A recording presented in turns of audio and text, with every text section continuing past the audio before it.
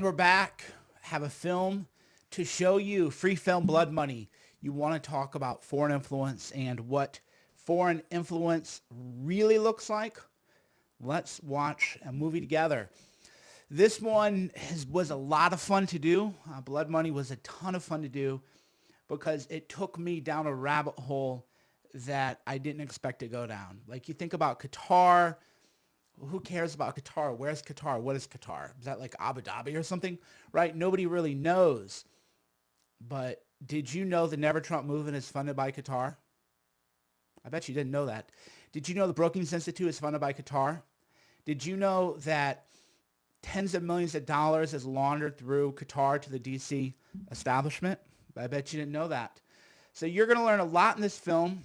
You're going to have a lot of fun watching this film. This film was a lot of fun to watch, so I'm going to play it. I'm going to play the film, and then I'm going to read your comments as we go along, and then afterwards we can kind of have a Q&A. I should do this tonight, but we got the Mueller report out. You want to talk about real foreign influence? Let's talk about real foreign interference.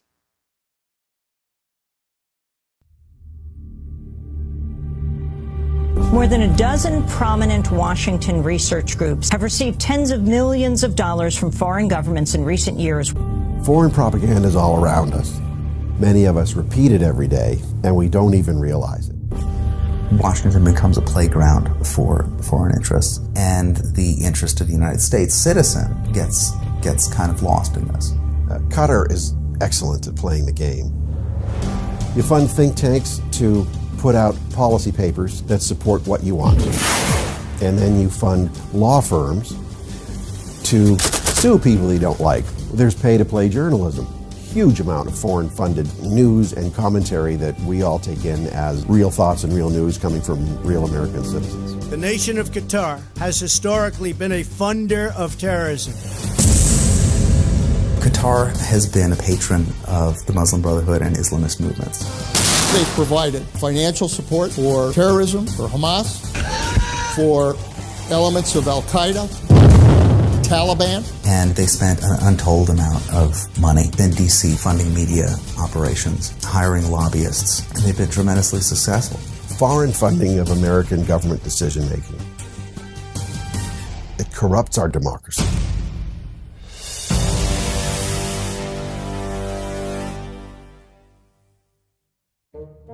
The Russian assault on our election system has prompted new measures to protect your vote. We've been hearing a lot about foreign influence operations, interference, and propaganda ever since Trump won the presidency. Russian interference with democratic elections. We've heard about the Trump and Russia collusion conspiracy theory.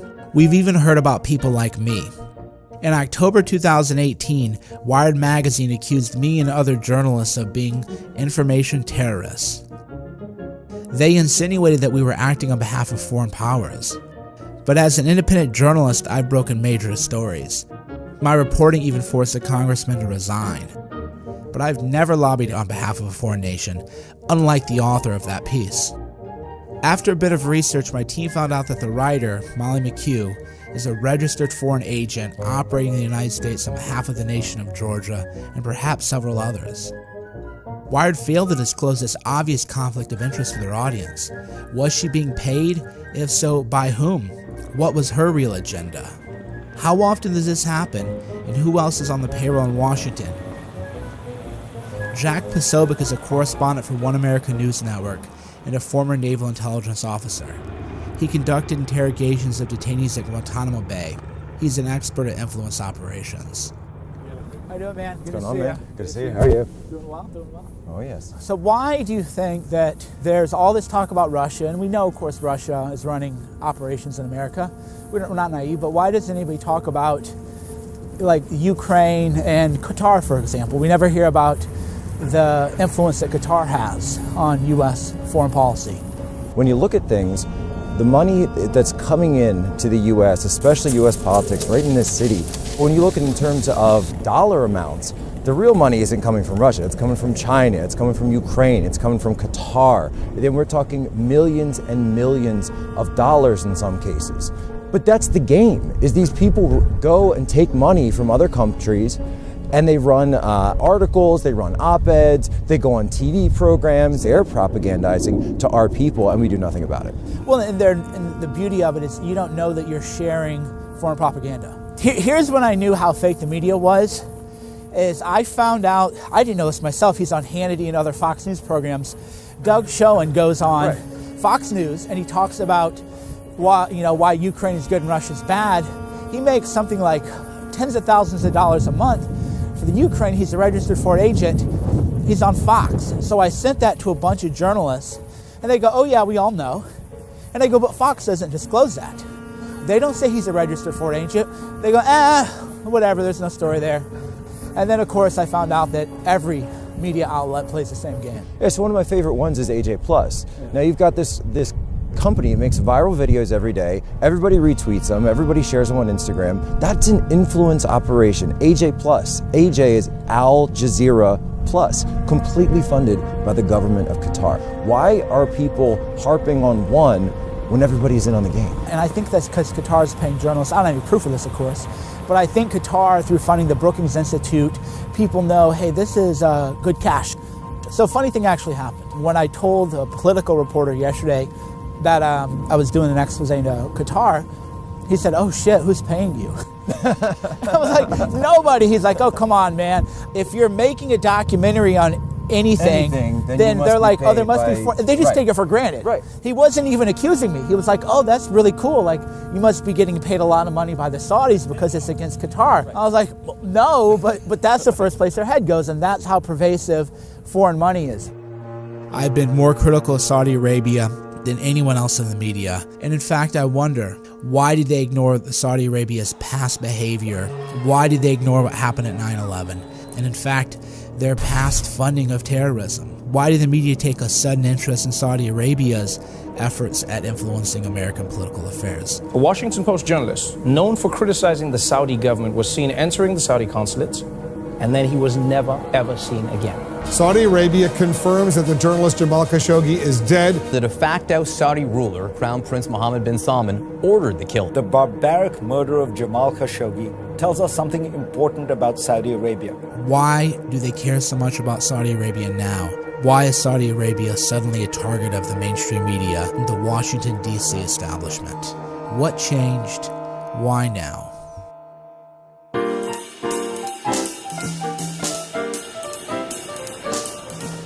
Why now? Why now? A lot of this is being led by former Obama people. The Obama people just will not forgive the Saudis for putting an end to the Arab Spring.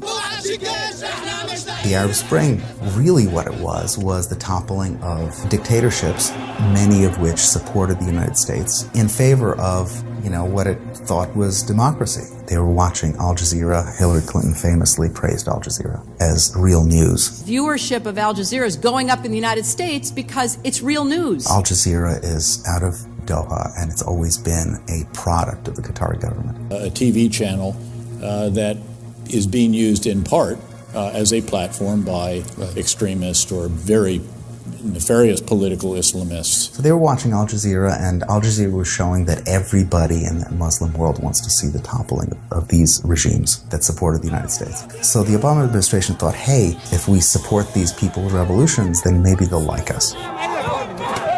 That was a bad bet. You had Egypt fall to the Muslim Brotherhood, you had Tunisia fall to the Muslim Brotherhood, you had Libya fall. It was also a bet that got them crosswise with Saudi Arabia, which was not about to let itself fall to the Muslim Brotherhood. The Obama administration, they'll say, oh, we believe in democracy. Well, democracy often is the Muslim Brotherhood. Qatar has long been has long had the welcome mat out for the Muslim Brotherhood. And I can't think of other countries in the region where that welcome mat continues to be in place in the same way. The Muslim Brotherhood is a jihadist movement. It's an Islamist movement, a political and social movement that wants to rule as a political organization. So it's not just a religious movement. It's fundamentally to take political control over entire countries and to eventually bring about a caliphate, a global caliphate, meaning a global Islamist dictatorship that rules all of us. Which, of course, is not really democracy. It's as we've seen in Egypt, as we see increasingly in Turkey, it's really a sham democracy based on explicit principles of Islam. مجموعة إرهابية، جماعة إرهابية مش جماعة سياسية. الإرهاب ما ينفعش يحكم. Anytime you see terrorism being done and the infrastructure for doing it, raising money, doing propaganda, things like that, the Brotherhood is always there. The Obama people and the Bush people before them were pushing this line that terrorism is a natural outgrowth of having dictatorship and not having any space for politics. Well, it's not really about politics. It's really, at the end of the day, it's about values. It's about what people believe as opposed to the closed nature of some of these societies. We must be united in pursuing the one goal that transcends every other consideration. That goal is to meet history's great test, to conquer extremism. Trump, I think, to his great credit, saw things in the Middle East very clearly. This was President Trump's Riyadh speech in May of 2017. It was a brilliant speech, a really historic speech. This was Trump's first foreign visit as president. He went to Riyadh, Saudi Arabia, sort of the heart of the Islamic world, the keepers of Mecca and Medina for all of Islam, to pay a visit to the king and the crown prince. But what he did was kind of like Ronald Reagan and his Berlin Wall speech. Trump went and spoke out harshly against Islamic extremism and exhorting all those Muslim countries, quote, to drive them out of your countries, drive them out of their communities, drive them out of your mosques, drive them out of this world. Wipe them out. That's what Trump was saying. That means honestly confronting the crisis of Islamic extremism and the Islamists and Islamic terror of all kinds. Frankly, I thought that the way the president put it in his remarks in Riyadh was pretty good in terms of, let's forget all of the academic details. This is good versus evil. And you know who these people are, and drive them out. And what do those Arab leaders say and those Muslim leaders say? First, they were dumbfounded. Because historically, everyone in the region at one time has funded terrorism. Well, do you know any major Arab ally that embraces ISIL? I know major Arab allies who fund them. But that was a few years ago. In the past, we depended on the Saudis so much for oil. They were buying our tools, our drilling equipment, our shipping, all of our technology. That's American jobs. That's keeping our economy booming. Are we really going to kick them down for doing that? My view is yes, because they're supporting terrorism and people who meant us harm and did us harm. So Trump gave that very principled speech in the heart of the Islamic world without any apologies at all. And many of them went ahead and did precisely what Trump was hoping to do, except for Qatar, of course. The key person, though, who was so supportive of Trump and that speech was the Saudi crown prince, who became a linchpin of our strategy to drive out radical Islamic extremism from the entire world. What has he done with those jihadi clerics, the main jihadi clerics who have been pushing this whole propaganda line for global jihad? He had them sentenced to have their heads chopped off. What about these Saudi billionaires who've been funding all this subversion, from terrorism to pro-jihadist curriculum at Georgetown University and elsewhere? He had them rounded up and imprisoned in a fancy hotel, took away billions and billions and billions of dollars of their wealth, and all of a sudden they're pretty quiet. They've been rounding some of these guys up, and they've really been a force for the end of extremism. Qatar, on the other hand, has been a patron of the Muslim Brotherhood and Islamist movements for decades. They continue to do so, not only for funding, but also for housing and supporting the Muslim Brotherhood. And the Saudis and the Emiratis kind of just got sick of it. And in the wake of that conference, nations came together and spoke to me about confronting Qatar. Qatar seems to be in crisis as more Middle Eastern countries sever diplomatic ties with Doha, the nation's capital. Who in a sudden move are leading an Arab coalition cutting off Qatar by air and sea. Accusing Qatar of supporting terrorism. They do have a relationship with the Iranians. And meddling in the affairs of other Middle Eastern allies. Perhaps this will be the beginning of the end to the horror of terrorism. There can be no coexistence with this violence. Qatar was just going out of their minds at this speech. They didn't know what to do. Rather than come out and denounce the speech, though, like you would expect them to do, they came out in their charm offensive. A tiny Gulf state is redefining what it means to live, work, and play. Iconic Qatar, Saturday on CNN. They spent an untold amount of money within D.C. doing things like funding media operations. Some foreign governments falsely claim Qatar funnels money to terrorists. Fact is, we stand with the United States to defeat terrorism in all forms. They did do media buys targeting shows that they know the president watches, and also targeting the 45 or so Twitter accounts that they know the president follows. They will pay lobbyists and people who are close to the president, people who are close to other policymakers in the Pentagon and whatever. They'll send them on trips to Doha, and they even may put them on the payroll. And that's when they went to people like Nick Muzzin, right off Ted Cruz's staff. Ted Cruz, super friend of Israel, great contacts throughout the whole American Jewish community. Muzzin sets up this lobbying shop with no lobbying experience, immediately gets Qatar as a contract, making some outrageous amount per month. I heard, 6 figures per month, by pimping himself out as Ted Cruz's man on Jewish affairs. Boom, there's a whole new audience. You're pro-Israel, anti-jihadist, MAGA-type conservatives.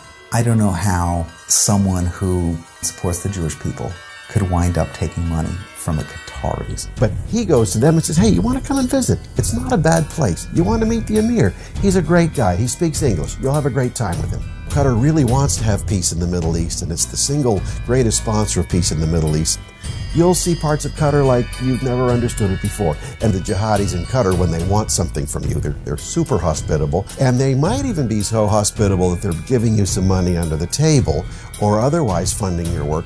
And lo and behold, they went on this charm offensive and came back with the idea that it would be the American Jews who would end up being the advocates for the jihadist regime in Qatar. There has never been a proper accounting of what happened in our community with the whitewashing of Qatar. The fact that that has not happened is an insult to the constituent members of our community who were played for fools, because there are people supporting organizations that whitewash Qatar. And when your message to your people and your donors and your fans and your supporters is that you're there to support Israel, and you're whitewashing some of Israel's foremost enemies who are funding the murder of Israelis, then there has to be an accounting. I think they were successful in that charm offensive because you did see the president back off Qatar. So you have now, with the official U.S. line is no longer drive them out. It's let's all work together. And then National Security Advisor McMaster was promoting this as well as different think tanks that were still on the take from Qatar. So, for example, the Brookings Institution, one of the largest, oldest, most established think tanks in Washington, has accepted at least $24 million from Qatar. Brookings is massive, literally untold millions from foreign sources. Untold because they have a U.S. branch, which is subject to American finance and donation laws, and then they have a Doha branch in Qatar, which is subject to zero. So we have absolutely no transparency into how much is pouring into that branch. WikiLeaks released kind of an amazing little cable, and the cable quoted a Qatari official claiming that Brookings is worth as much as an aircraft carrier to us, which is kind of a tremendous thing. And at Brookings, we know the money changes their positions on things because we've heard from former fellows there that they say, hey, the one thing you can't do is knock the Qatari government. They had to sign an agreement with that regime never to criticize it, never to allow any of its people to criticize it. If they are out there and people are coming to them for foreign policy advice and nothing is going to be said negatively about the terrorist funding regime in Qatar, then that's a complete corruption of the U.S. national security decision-making process right there. And you can see this in the products they put out, in the events they sponsor, in the people they try to promote, and in the people they ignore. It's a mix between taking the money and really believing these things. You have people who are kind of ideologically committed to political Islam as the solution. And when you really believe these things and you take the money, it's a very powerful combination. I think that's what you see in Brookings. By some estimates, over 1,500 people have been hacked by Qatar. The hacking victims include dozens of Americans, including former DNC and Senate staffers, journalists, former European intelligence and defense officials, human rights activists, and even soccer players and Bollywood actresses. Top think tank officials in DC have also been hit by Qatar. The very real hacking threat by Qatar has made journalists afraid to cover Qatar. And in fact, I was warned that doing this documentary would come at great risk to my life, to my safety, and that I better had, quote, everything locked down tightly, because everyone knows there's a major threat from Qatar.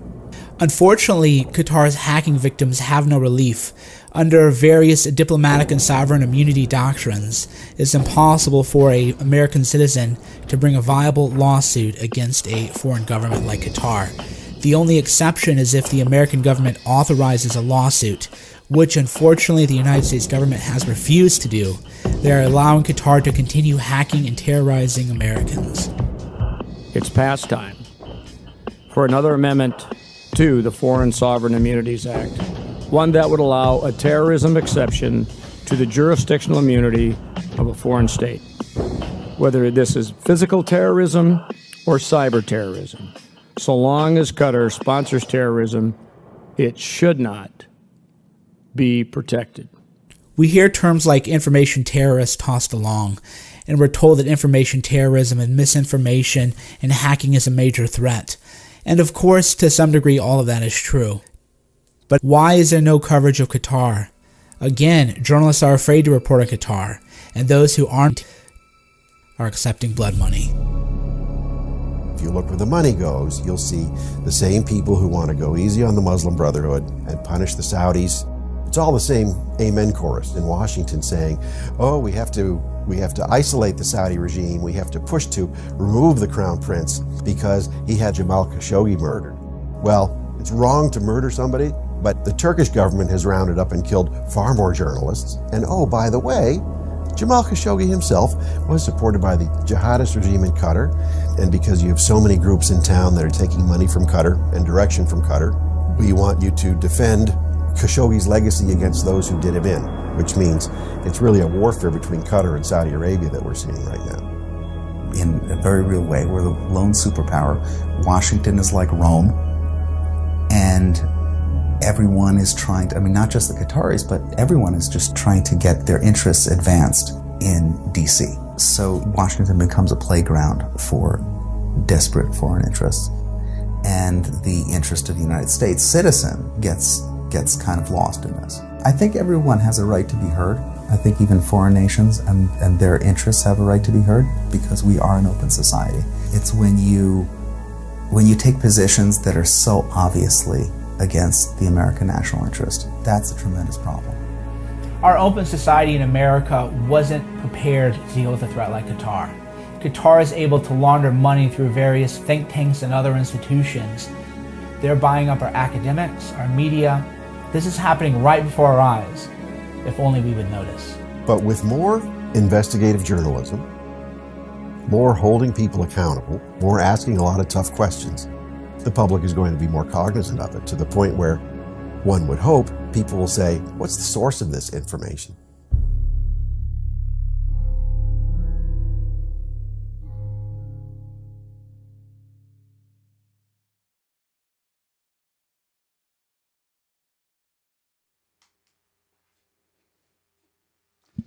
What did you think?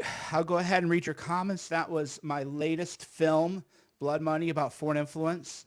I think, there's a lot going on there for sure, right? I think a lot of stuff that people don't know. By the way, if you're wondering, I'm on dad duty right here. So if you see she woke up from her nap. A lot of people don't know I'm a stay-at-home dad. part-time at least. I do a lot of the parenting. So what did you think of the film? That was the latest short. Now, a lot of people are, we did a screening of it on Friday, and a lot of people said, how did you get it done so fast? Well, once we finished up Hoaxed, we went into production on another film. Because when you do movies, everybody goes, what are you working on now? It doesn't matter how great your film is. And if you don't have an answer to that, then you kind of look like a loser. And what I really wanted to do was, hi, Roomster. I really wanted to show people the range that we have. So we can do full feature-length documentaries like Hoaxed. But if people want to support Cernovich Media, then we can fund more short films like Blood Money. Blood Money, a film like that costs about $15,000, $20,000 to make because I don't take a producer's fee. Once you factor in travel, crew costs, some VFX and everything like that, it's about $15,000, $20,000 to make. And so if people like that and like more of that, then you can always, kick in at Cernovich.com. I don't know if we're going to do another short film anytime soon. I'm kind of busy with the Audacity, my book, Audacity Masterclass. Just working on a lot of stuff. But if you like the film Blood Money, thanks for watching. I think we'll do another screening and another probably Q&A at night. I got to go be on dad duty. I would take some more of your questions, but I have a little shark here. I have a little shark here that needs a little bit of attention. Yeah, the people who did Hoaxed helped me out with Blood Money, so we're really taking production to another level. Yeah, this film, Blood Money, was like 22 minutes.